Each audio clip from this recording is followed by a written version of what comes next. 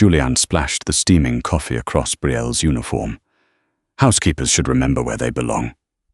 Uneasy laughter rippled through the grand ballroom as wealthy guests pretended not to notice the burn spreading across Brielle Dawson's chest. She neither flinched nor argued. She simply lowered her eyes, refusing to give anyone the satisfaction of seeing her pain. Julianne stepped forward, raising her hand to shove her again. Another hand caught her wrist. A calm voice broke the silence. "Who gave you permission to touch someone under my roof?" Silence settled over the ballroom so completely that even the clink of crystal glasses ceased. Julianne Ashcroft stared at the hand gripping her wrist. For the first time that afternoon, confidence abandoned her.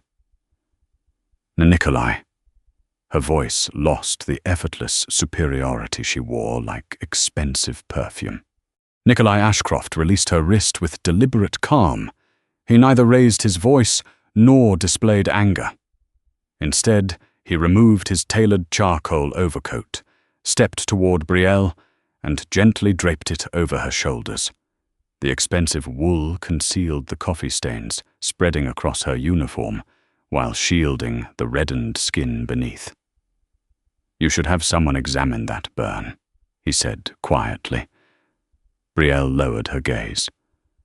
"I'm all right, sir. The luncheon is behind schedule. I can change and return in a few minutes." Several guests exchanged uneasy glances. She wasn't asking for justice. She was worried about the event. Nikolai studied her for a long moment before turning toward the room. His expression remained unreadable. "I have one question."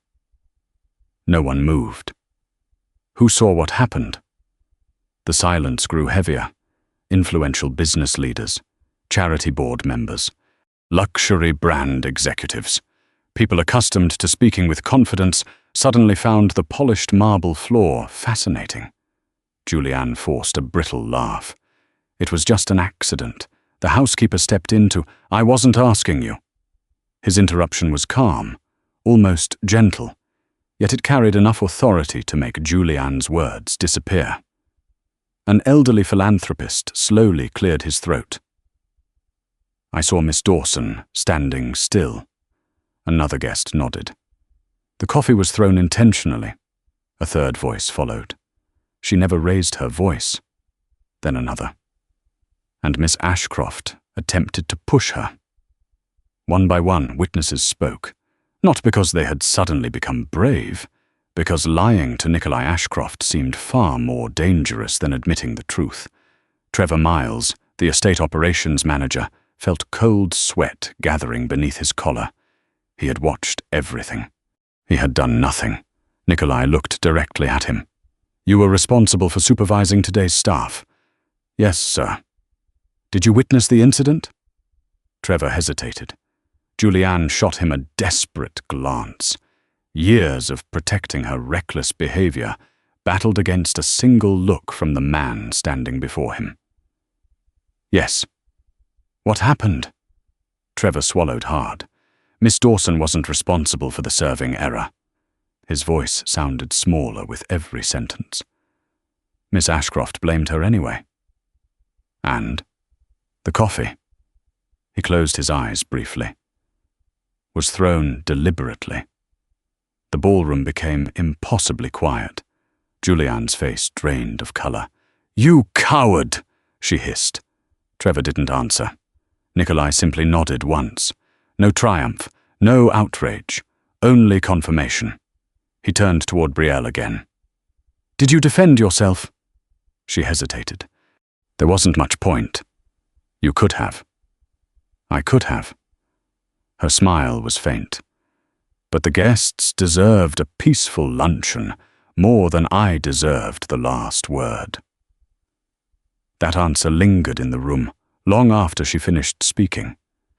Even those who had laughed moments earlier felt their cheeks grow warm with shame. Nikolai noticed the blister beginning to form near her wrist. His eyes darkened, almost imperceptibly. "Edith." The head housekeeper stepped forward immediately. "Yes, Mr. Ashcroft. Take Miss Dawson to the medical suite." "Of course." Brielle instinctively shook her head. "There are still desserts to prepare."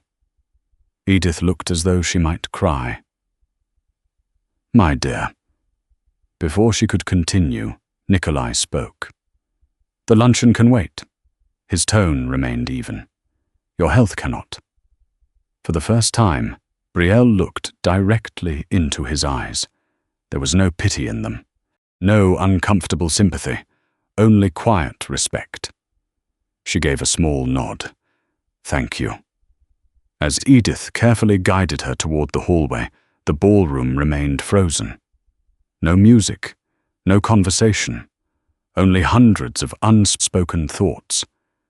Nikolai faced the guests once more.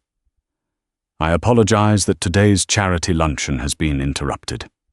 He paused. Integrity, however, is never an interruption. No one applauded. No one dared. Because everyone understood that what had begun as a public humiliation had just become something far greater. The true owner had returned. And everyone in Ashcroft Manor suddenly remembered whose roof they were standing beneath. The medical suite overlooked the eastern gardens of Ashcroft Manor, a quiet corner of the estate rarely visited by guests. Edith Lawson gently dabbed cool ointment across the red mark on Brielle's wrist, while the younger woman apologized for something that wasn't her fault. "I'm sorry you had to leave the luncheon because of me," Brielle said softly. Edith stopped applying the bandage and looked at her in disbelief. "My dear, you were the one who was burned." "I know." "And you're apologizing?" Brielle offered a sheepish smile. "I suppose it's a habit." Edith sighed. "One day you'll learn that kindness doesn't require carrying everyone else's mistakes." Before Brielle could answer, a knock sounded at the door. Nikolai entered alone. No assistants, no security, no audience. His gaze briefly settled on the bandage before shifting to Edith. "How serious?" "A minor burn," Edith replied. "It will heal." He nodded once. "I'm relieved." The room fell quiet. Brielle instinctively stood. "You don't have to stand for me," Nikolai said. "I'm still your employee. You are receiving medical care. I can do both." For the first time that day, the corner of Nikolai's mouth moved almost imperceptibly. It wasn't quite a smile, but it was close. "I've reviewed today's staffing reports," he said. "They don't explain why a temporary housekeeper has logged nearly 40 extra hours this month." Brielle looked uncomfortable. "It wasn't important. It became important the moment I noticed." She glanced toward Edith, who quietly looked away. Realizing there would be no escape, Brielle answered honestly. "The evening team has been short-staffed." "So you volunteered?" "They were already exhausted." "And no one instructed you?" "No." Nikolai studied her for a moment. "Why?" The question seemed to surprise her. As strange as it sounds, because the work still needed to be done. He remained silent, almost as if waiting for a different explanation. There wasn't one. Later that afternoon, Nikolai decided to walk through the service corridors instead of returning directly to his office. It had been years since he had inspected the manor from the employee's perspective. What he found surprised him. In the laundry room, Brielle was laughing with 2 elderly attendants while folding towels with remarkable speed. One of the women accidentally dropped an entire stack onto the floor. "Oh dear." Before the woman could bend down, Brielle dramatically placed a hand over her heart. "The towels have chosen freedom." The elderly attendants burst into laughter. "So rebellious," Brielle continued with complete seriousness. "We'll have to negotiate." Even the usually stern laundry supervisor chuckled. Nikolai watched unnoticed from the doorway. There was no performance, no attempt to impress anyone, just effortless warmth. A few minutes later, another employee rushed into the corridor carrying an overloaded tray. He tripped. Several polished silver serving spoons scattered across the marble floor. "I'm so sorry." Brielle immediately knelt to help collect them. "There." She handed him the final spoon. Crisis successfully downgraded from disaster to mild inconvenience. The young footman laughed nervously. "I thought Mr. Miles would fire me." "Then let's not give him the opportunity." As the footman hurried away, Brielle returned to work as though nothing unusual had happened. Nikolai finally stepped forward. She looked genuinely startled. "Oh, I've interrupted your negotiations with the towels." Color rose to her cheeks. "You heard that?" "I did. I was trying to improve morale. It appears successful." She laughed softly. "It costs nothing." They walked together through the corridor. Neither seemed in a hurry. "You realize," Nikolai said, "that most people would spend today talking about being humiliated." "I imagine they would." "You haven't mentioned it once." She considered the question before answering. "The burn hurts." "I know. The embarrassment will fade." "And the insult?" She shrugged gently. "I can't decide what another person says about me." He looked at her. "But I can decide whether I believe it." The simplicity of the statement lingered between them. They reached the entrance to the main kitchen. Inside, chefs hurried from station to station, preparing desserts delayed by the earlier incident. Without hesitation, Brielle tied on a fresh apron. "I should get back. You've been excused for the day. The pastries haven't." Despite everything that had happened, despite the public humiliation, despite the pain hidden beneath the fresh bandage, she was still thinking about whether the charity guests would receive dessert on time. Nikolai watched her disappear into the busy kitchen.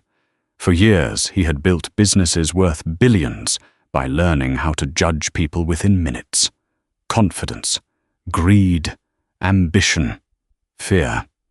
Those qualities were familiar, but this woman confused every instinct he possessed. She had been publicly humiliated, yet she carried no bitterness. She had every reason to demand fairness. Yet she worried only about unfinished work. Standing alone in the quiet corridor, Nikolai found himself asking a question no business report could answer. How had someone treated with so little respect managed to lose none of her own? For the next several days, Brielle returned to work as though nothing extraordinary had happened. She arrived before sunrise. She left after everyone else. The burn on her wrist slowly faded beneath a neat bandage, but she never mentioned it unless someone asked. If a co-worker needed help carrying supplies, she was already there. If an elderly employee struggled with heavy linens, Brielle quietly took half the load without making anyone feel incapable. Ashcroft Manor resumed its familiar rhythm. Only one thing had changed. Nikolai had begun paying attention, not in the obvious way that sparked gossip. He never singled her out in front of others. He never interrupted her work unnecessarily. Instead, he observed. He watched how employees instinctively relaxed when Brielle entered a room, how arguments ended faster because she somehow made everyone laugh before resentment could grow, how the newest staff members always seemed less frightened after working beside her for only a few hours.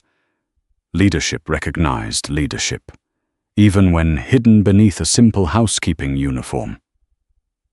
Late one afternoon, Nikolai found Edith organizing inventory records inside the housekeeping office. He closed the door quietly. "I'd like to ask you something." Edith removed her glasses. "Of course. Miss Dawson." She smiled knowingly. "I wondered how long it would take." "You know her well." "As well as she'll allow anyone." Nikolai leaned against the desk. "She doesn't behave like someone who has always cleaned rooms." Edith laughed softly. No. She behaves like someone who once managed the people cleaning them. His eyes narrowed slightly. You know. I know. Edith remained silent for a moment, almost as though asking herself whether Brielle's story belonged to anyone else. Finally, she spoke. 5 years ago, I attended an international hospitality conference. Nikolai listened without interrupting. There was a young operations manager receiving an award for transforming one of the country's most respected luxury hotels. She smiled at the memory. Elegant, confident. Every department trusted her. Guest satisfaction reached record levels. The hotel became famous not because of its chandeliers, but because every employee felt valued. Nikolai frowned slightly. That manager was Brielle. Edith nodded. She supervised hundreds of employees. Housekeeping, front office, banquets, guest relations. She could solve a staffing crisis before most executives even realized one existed. Silence settled between them. So why is she here? Edith's expression softened. Her mother. Nikolai immediately understood there was more. The cancer treatments lasted nearly 3 years. Insurance covered very little. Brielle sold almost everything. Her apartment, her savings, her investments. Eventually, she resigned from the hotel because caring for her mother became a full-time responsibility. When her mother passed away, Edith looked toward the window. There was nothing left. No home, no savings, no professional network, only debt.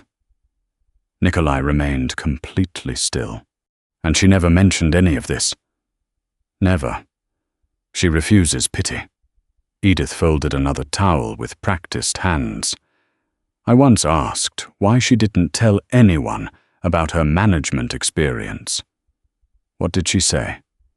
If people respect me only because of my old title. Edith smiled sadly. Then they never respected me at all. The sentence lingered in the room. Nikolai had spent years surrounded by people who introduced themselves with achievements before their names. Brielle had done the opposite. She had buried every accomplishment beneath quiet work. That evening, Nikolai remained in his office long after sunset. Instead of reviewing international contracts, he opened Brielle's employment file. Temporary contract, housekeeper, excellent attendance, no complaints. Minimal references, nothing about luxury hotels, nothing about executive leadership, nothing about the awards Edith had described. She had deliberately erased herself, not because she was ashamed, because she wanted every opportunity she received to be earned again. The following morning, Nikolai crossed the central courtyard earlier than usual. Rain had fallen overnight, leaving the stone pathways slick with water. Ahead of him, Brielle noticed one of the elderly gardeners struggling to lift several heavy flower containers before guests arrived. Without hesitation, she rolled up her sleeves. I'll take this side. Oh, Miss Dawson, your wrist. It still works. Together they carried each planter into place.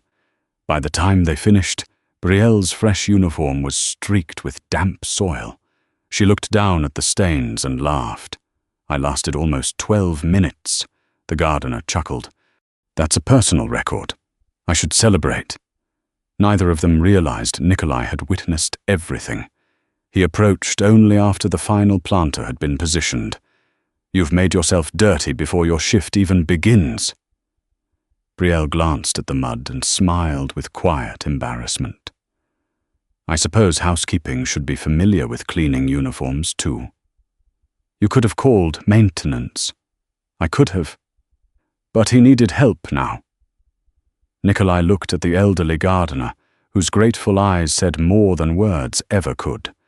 Then he looked back at Brielle. For the first time in many years, admiration had begun growing into something deeper than professional respect.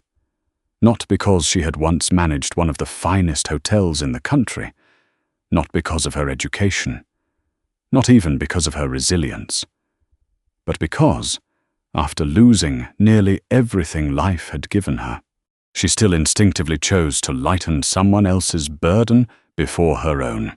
Rumors traveled through Ashcroft Manor far faster than official announcements. Within a week, nearly everyone had noticed the subtle change. Not special treatment, not favoritism, simply respect. Whenever Nikolai crossed paths with Brielle, he acknowledged her with a quiet nod. He asked practical questions, listened to the answers, thanked her when she solved problems others overlooked. To most employees, it was nothing extraordinary. To Julianne Ashcroft, it was unbearable. She had spent years believing attention was something people owed her. Now she found herself competing with a woman wearing a housekeeping uniform. She refused to accept it. One afternoon, she invited several department supervisors for coffee in the Manor's private lounge. The conversation began innocently. By the second cup, the poison appeared. I suppose kindness can be very strategic. One supervisor frowned. What do you mean? Julianne stirred her tea lazily. Some women understand exactly how to gain powerful men's sympathy. Nobody answered. She smiled. I've seen it before. They pretend to be humble. They never argue. They become indispensable. And before long, they're impossible to remove. The implication settled over the table. Trevor Miles lowered his eyes. He knew precisely who she meant. No one challenged her. Silence, Julianne had learned, often worked better than persuasion. The rumors spread without anyone remembering who first repeated them. Perhaps Brielle stayed late because she wanted Nikolai to notice.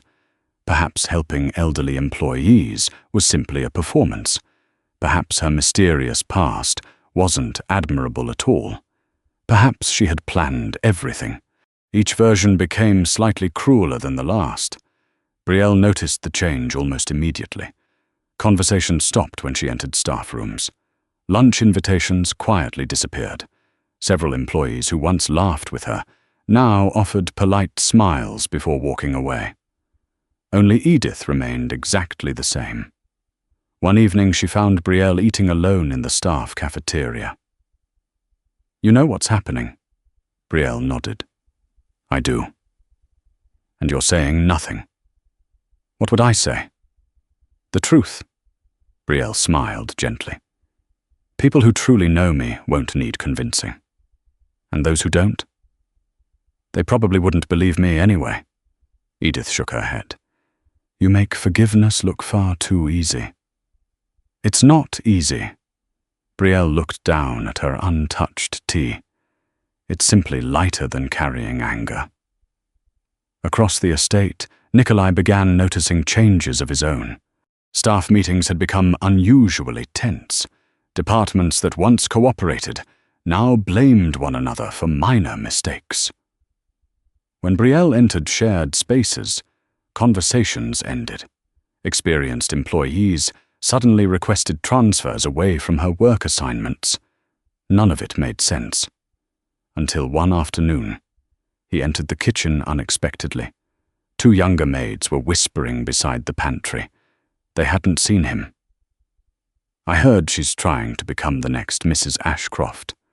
Seriously? That's what everyone says. Nikolai stopped walking. The second maid looked uncertain. But I've never seen her act that way. You don't have to. They say women like her are patient. That's how they trap wealthy men. The room became silent. Both women slowly turned around. Their faces instantly turned pale.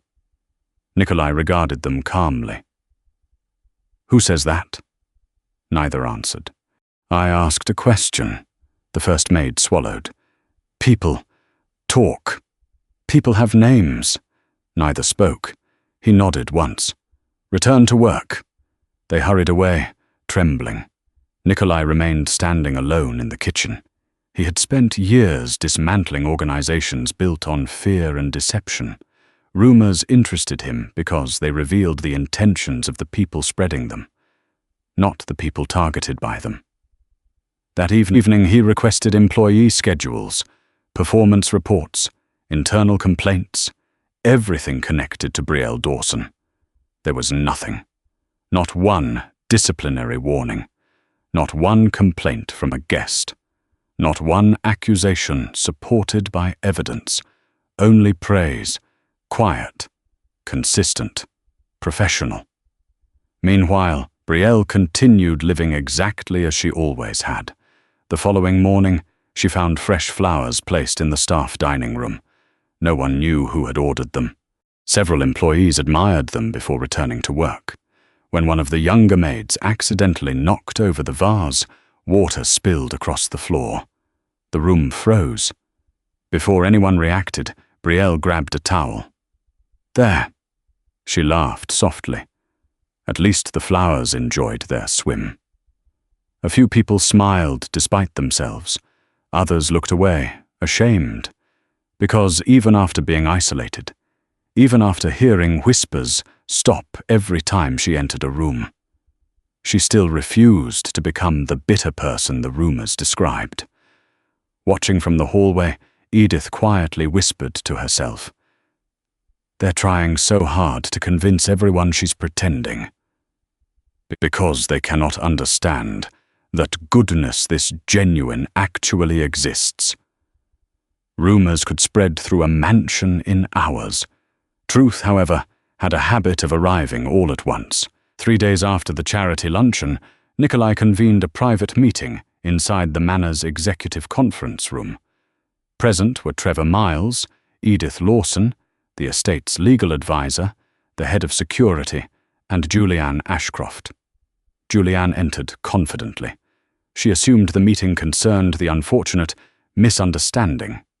She even expected an apology. Instead, Nikolai sat silently at the head of the long table. A large monitor behind him remained black. No one spoke. Finally, he looked toward the security director. "Begin." The screen came to life. Security footage from the ballroom appeared. There was no dramatic music, no editing, only reality. The recording showed Brielle carrying a fresh pot of coffee toward the service station. A waiter accidentally brushed against another employee, causing a minor delay. Brielle calmly stepped aside to prevent the tray from falling. She never touched Julianne. She never argued. She never even raised her voice. Then came Julianne. She pointed toward Brielle. The audio was clear enough to capture every word. "You'll take responsibility," Brielle answered quietly. "I can't admit to something I didn't do." For several seconds, nothing happened. Then, Julianne deliberately lifted the cup. She threw the steaming coffee directly across Brielle's uniform. The conference room remained completely silent. The footage continued. It showed Brielle standing perfectly still while several guests looked away. Then Julianne reached forward again, her hand extended toward Brielle's shoulder. A frame later, Nikolai appeared. His hand caught Julianne's wrist. The video ended. No one moved. Julianne forced a laugh. "Cameras don't always show context." Nikolai didn't answer. Instead, the legal advisor placed several mobile phones onto the table. "There are 7. Julianne frowned. "What are those?" "Guest recordings." The lawyer opened the first video, a different angle. Then another. A third. One guest had filmed the ballroom decorations. Another had been recording a speech for social media. A charity volunteer had accidentally captured the confrontation while testing a live stream. Every recording showed the same sequence. Every recording confirmed the same truth. There was no missing context, only repeated evidence. The security director quietly added, Several guests voluntarily submitted these recordings after hearing Mr. Ashcroft was reviewing the incident. Julianne's confidence finally cracked. "They're trying to embarrass me." "No," Nikolai replied calmly. "They're preserving facts." Trevor lowered his head. He realized there had never been any possibility of denying what happened. The evidence existed from every direction. Not because someone planned it, because the truth had simply been witnessed by too many people. Nikolai folded his hands.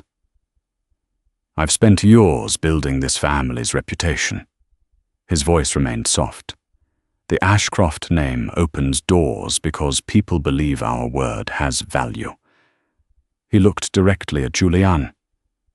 "You attempted to replace truth with influence." She straightened in her chair. "I'm family." "I know. You can't seriously punish me over a housekeeper." The room became still. Nikolai's expression never changed. "I am not responding because she is a housekeeper." He paused. "I am responding because you forgot she is a person." Those words landed harder than any shouted accusation. Julianne searched every face around the table. No one defended her. Not Trevor, not the legal advisor, not even the employees who had once tolerated her behavior. They had all seen enough. Nikolai reached for a single folder. Inside were estate management documents. He signed one page, then another. Finally, he slid them across the polished table. "Effective immediately. You are relieved of every operational responsibility within Ashcroft Manor." Julianne stared at the papers. "You can't do this." "I already have. My company remains yours. My family position remains unchanged. My authority here." Nikolai met her eyes without anger. "You surrendered that yourself." Silence answered him. After several long moments, Julianne stood abruptly. "You've chosen a servant over your own blood." "No." He spoke only once more. "I chose character over entitlement." She left without another word. The heavy doors closed behind her. No one moved for several seconds. Then Nikolai looked toward Trevor. "You witnessed repeated mistreatment." "Yes, sir." "You remained silent." Trevor's voice barely rose above a whisper. "I was afraid." "I believe you." That answer surprised everyone. But fear explains silence. It does not excuse it. Trevor nodded slowly. "I understand. You will complete leadership ethics training before returning to supervisory duties." "Yes, sir." The meeting ended quietly. There was no celebration. Justice rarely sounded triumphant. Later that afternoon, word spread through the estate. Not through gossip, through official announcement. Julianne no longer directed household operations. The decision traveled beyond the manor as guests who had attended the luncheon privately shared the videos they had recorded. Business leaders praised Nikolai's response. Charity organizations expressed respect for his integrity. Employees who had avoided Brielle during the previous week began looking at her differently. Some offered hesitant apologies. Others simply smiled. Brielle accepted every apology with the same grace. She never asked who had believed the rumors. She never demanded explanations. Because she understood something many people never learned. When truth finally arrives, it rarely needs revenge to make itself heard. And throughout the city, one sentence from Nikolai Ashcroft quietly became the story everyone remembered. "Power without character is something I will never tolerate." Ashcroft Manor felt different after Julianne's removal. Not quieter, lighter. Employees who had once worked with constant anxiety slowly rediscovered something many of them had forgotten. They smiled. Housekeepers chatted while preparing guest rooms. Kitchen staff laughed without immediately looking over their shoulders. Even Trevor Miles seemed transformed. He no longer barked orders from a distance. Instead, he carried boxes alongside junior employees and thanked people at the end of each shift. Fear had disappeared. Respect was beginning to replace it. Through all of it, Brielle remained exactly the same. She still arrived before dawn. She still checked on the oldest employees first. She still insisted on carrying supplies herself whenever someone looked tired. The only difference was that people no longer looked away when she entered a room. One rainy afternoon, Edith knocked gently on the door of Brielle's small staff apartment. "You've received a meeting request." Brielle looked up from the hospitality management book she had borrowed from the Manor Library. "A meeting?" "Mr. Ashcroft's office." She blinked. "Did he say why?" Edith smiled knowingly. "He only said to come at 3. For the next 2 hours, Brielle convinced herself she had forgotten some important task. Perhaps she had made an accounting mistake. Perhaps a guest had complained. Perhaps her temporary contract was ending earlier than expected. By the time she knocked on Nikolai's office door, she had imagined every possibility except the real one. "Come in."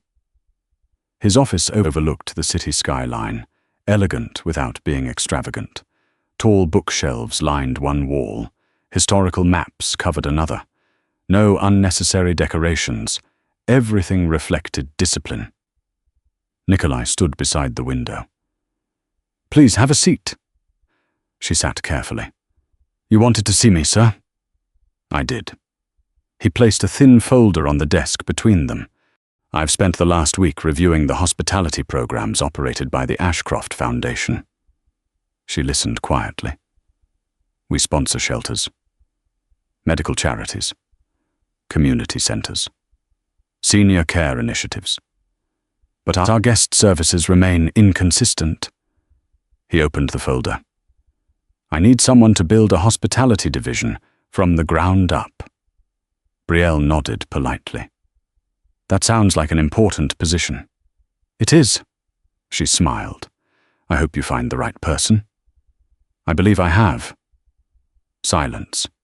She looked at him uncertainly. "I'm offering the position to you." Her expression froze. "I."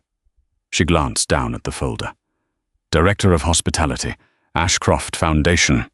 Full executive appointment. Competitive salary. Professional benefits." Her fingers never touched the paper. "There must be some mistake." "There isn't. I'm a temporary housekeeper." "You are." "I've been cleaning guest rooms." "You have." "I don't understand." Nikolai folded his hands calmly. "I didn't hire the housekeeper." He held her gaze. "I hired the leader, hidden beneath the uniform." The room fell silent. Brielle slowly shook her head. "I can't accept charity." For the first time that afternoon, Nikolai smiled. Not politely, not formally. A genuine smile. "Neither can I." She looked confused. "That's why I'm offering you a job. Not sympathy." The words settled deeply inside her. He continued. "I verified your employment history. You transformed one of the country's finest luxury hotels.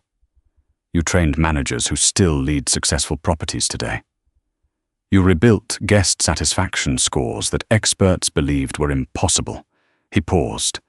"None of those achievements disappeared simply because life became unfair." Brielle lowered her eyes. "I've been away from management for years." "So ride a bicycle." She looked up, puzzled. He allowed the faintest hint of amusement into his voice. "People never forget how." A quiet laugh escaped her before she could stop it. The tension eased. "I've also spoken with employees throughout the estate," Nikolai continued. "Do you know what they mentioned most? My overtime? No. My housekeeping? No. They all said the same thing. When people work beside you, they become better versions of themselves." Brielle stared at the folder again. No one had described her that way before. Not even when she managed an entire hotel. She whispered, "What if I fail?" Nikolai answered without hesitation, "You won't. You sound very certain." "I am." "Why?" "Because people who ask that question usually prepare enough to prevent it." Another long silence followed. Outside, rain tapped softly against the windows. Finally, Brielle reached for the folder. Her hands trembled slightly. "I'd like to earn this." "You already have. I still want to prove myself. I expect nothing less." She signed the acceptance documents with slow, careful strokes. When she finished, Nikolai extended his hand across the desk. "Congratulations, Director Dawson." She looked at his hand for a brief moment before shaking it. "Thank you." Then she smiled warmly. "Mr. Ashcroft." Later that evening, the announcement spread through the foundation. Employees celebrated the appointment. Even those who had once believed the rumors congratulated her sincerely. Edith quietly wiped away tears. Trevor smiled with genuine relief. For the first time in years, Brielle walked through the halls not as someone rebuilding a broken life, but as someone finally allowed to become the person she had always been. Watching her greet every employee with the same humble warmth she had shown as a housekeeper, Nikolai realized something unexpected. He had offered her a leadership position because she deserved it. Yet somehow, she had already restored something far more valuable. His faith that true character still existed behind titles, uniforms, and appearances. The seasons changed almost unnoticed. Spring flowers disappeared beneath the warmth of summer. Summer yielded to crisp autumn mornings. Nearly a year had passed since Brielle Dawson accepted her new position at the Ashcroft Foundation. The transformation reached far beyond her title. She redesigned hospitality programs for senior care centers. She introduced staff training focused on dignity instead of efficiency alone. Volunteer retention increased. Guest satisfaction reached levels the foundation had never recorded before. Donors frequently commented that every event felt different, warmer, more personal. No one realized the difference came from thousands of tiny decisions. Remembering a volunteer's favorite tea. Making sure wheelchairs always had unobstructed pathways. Teaching reception staff that eye contact mattered as much as polished marble floors. Brielle believed hospitality was never about luxury. It was about making another person feel they belonged. Nikolai admired her from a respectful distance. They worked together often, board meetings, charity planning sessions, community visits, business dinners. Yet neither crossed the invisible line professionalism had quietly drawn between them. There were no dramatic confessions, no accidental embraces, no stolen kisses, only growing trust. One evening, after a successful fundraising gala, the foundation headquarters finally became quiet. Most employees had already gone home. Brielle remained in the conference room, reviewing volunteer feedback forms. Nikolai entered, carrying 2 cups of tea. "I thought you might still be working." She accepted one with a grateful smile. "You know me too well." "I'm beginning to." They stood beside the tall windows, overlooking the city lights. Neither hurried to leave. After several comfortable minutes of silence, Brielle spoke. "May I ask you something?" "Of course." She wrapped both hands around the warm cup. "I've wondered about it for months." He waited patiently. "Why did you believe me so quickly?" The question lingered between them. "You hardly knew me. There were witnesses." "There weren't at first." "You still stopped Julianne immediately." She looked at him with quiet curiosity. "What made you so certain I wasn't lying?" Nikolai smiled faintly, not because the answer amused him, because it had always seemed obvious. Guilty people usually speak first. She frowned slightly. They explain. They justify. They interrupt. They search for excuses before anyone asks. He looked directly into her eyes. You didn't. You were too busy protecting everyone else. She remembered that afternoon, worrying about the delayed luncheon, apologizing to Edith, trying to return to work. Not once had she asked anyone to punish Julianne. Not once had she demanded sympathy. A soft laugh escaped her. I never realized that. I did. Silence settled again. Comfortable, natural, the kind shared only by people who no longer feared quiet. After a while, Brielle spoke again. You changed my life. He slowly shook his head. No. You earned a new one. I only opened the door. She looked down at her tea. When my mother died, her voice grew softer. I thought everything meaningful had ended. My career, my confidence, my future. I believed I had become someone people overlooked. Nikolai answered without hesitation. They overlooked you. He paused. They never diminished you. Her eyes lifted toward his. For a long moment, neither spoke. Words suddenly seemed too small. Outside, rain began falling against the windows, exactly as it had on the afternoon he offered her the position. The memory made them both smile. I should tell you something, Nikolai said quietly. She waited. I've negotiated billion-dollar mergers. I've met presidents. I've faced people whose names make entire industries nervous. A hint of humor warmed his expression. And somehow, he exhaled softly. Asking you this feels considerably more difficult. She laughed. I don't believe that. It's true. He looked at her with complete sincerity. I've spent most of my life respecting your character. Somewhere along the way, that respect became something much deeper. The room seemed impossibly still. I don't expect an answer tonight. I only wanted you to know honestly. Brielle felt tears gather unexpectedly, not from surprise, from peace. She had imagined love disappearing from her life years ago.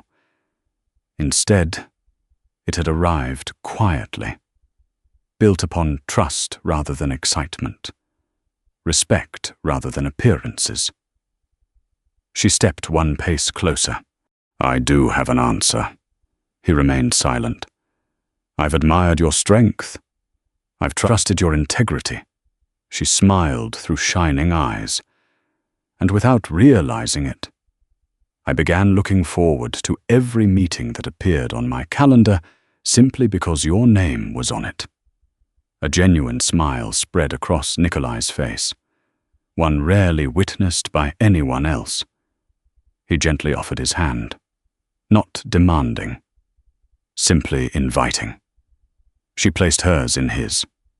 Neither rushed the moment, because both understood something neither wealth nor power could ever purchase. The strongest love was never built in a single dramatic moment. It was built slowly, one act of respect at a time. 1 year later, Ashcroft Manor hosted another charity luncheon. The ballroom looked much the same. Crystal chandeliers shimmered overhead. White roses decorated every table. Distinguished guests filled the room with quiet conversation. Yet something essential had changed. No one entered the manor afraid. The atmosphere reflected the culture Brielle had helped build throughout the foundation. Employees greeted one another by name. Managers thanked volunteers openly. Even senior executives carried their own plates when needed, instead of expecting someone else to rush forward. Respect had become part of the estate itself. Backstage, preparations moved smoothly until a sudden crash echoed through the service corridor. A young maid stood frozen beside a shattered serving tray. Crystal glasses lay scattered across the polished floor. Juice spread across her freshly pressed uniform. Her hands trembled uncontrollably. She fought back tears. "I'm so sorry." "I'll pay for everything." Several nearby guests turned toward the noise. The young woman's breathing became uneven. She clearly expected shouting, dismissal, humiliation. Instead, before anyone else could react, Brielle quietly knelt beside her. "It's all right." She picked up a clean towel and began wiping the floor. "Let's make sure nobody slips." The young maid stared in disbelief. "I ruined the luncheon." "No." Brielle smiled warmly. "You dropped a tray. Those are very different things." A few nearby employees immediately joined them. Within moments, the broken glass had been cleared away. Fresh refreshments were already being prepared. The crisis disappeared almost as quickly as it had begun. The young maid whispered, "Why are you helping me?" Brielle looked up gently. "Because someone once helped me when I needed it most."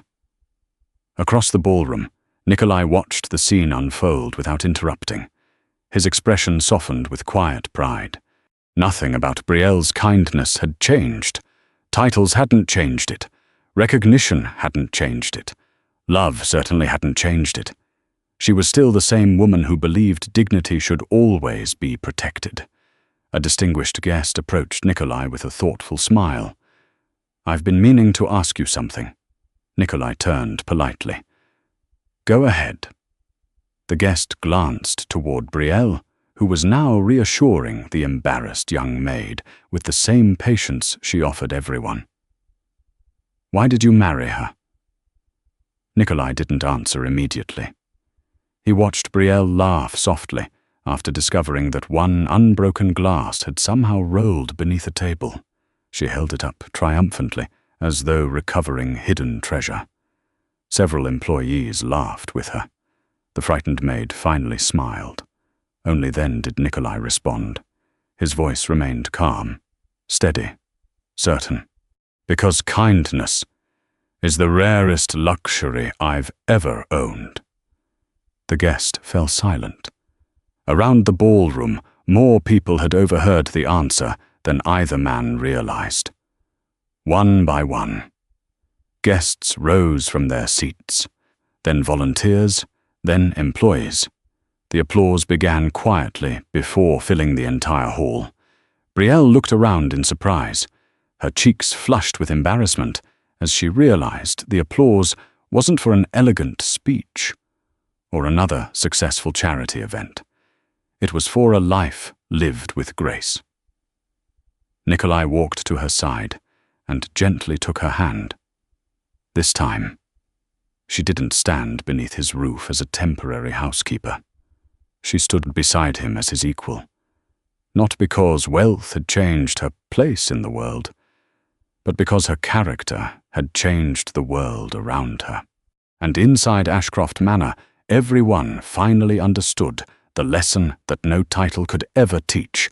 Power commands attention, kindness earns devotion, and respect is the only foundation strong enough for love to last forever.